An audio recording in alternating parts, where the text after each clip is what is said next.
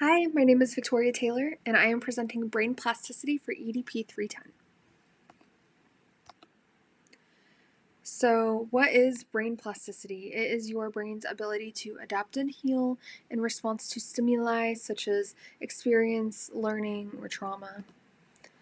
I'm passionate about this because after my own personal brain injury, it gave me hope for recovery when I learned about brain plasticity in occupational and speech therapy.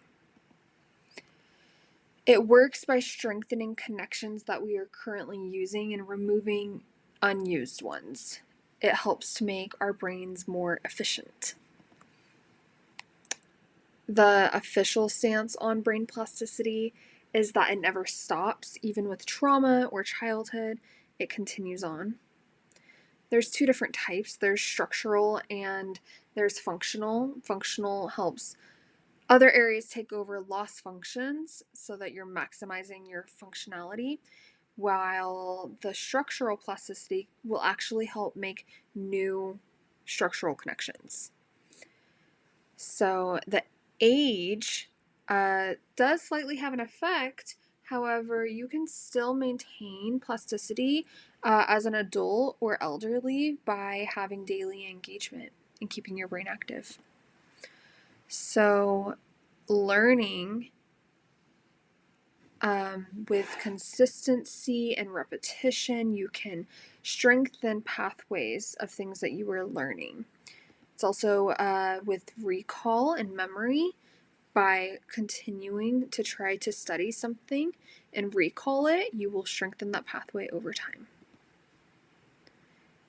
In recovery, after injuries like strokes, a lot of therapy helps the brain make new pathways so you can relearn how to do everything. And in mental health, you can try to retrain your brain away from negative thinking with therapies and actually increase the level of gray matter in your brain with consistent repetition of therapies that increase positive behaviors. CBT is a great one.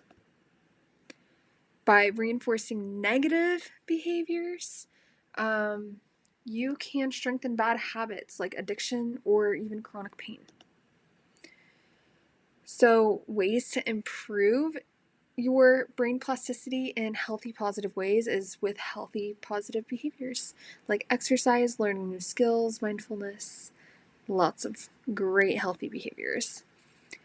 They are using technology to try to help people recover, like using virtual reality. Healthy eating and enough sleep and socializing are all parts of those healthy habits that affect the amount of brain plasticity that you will have.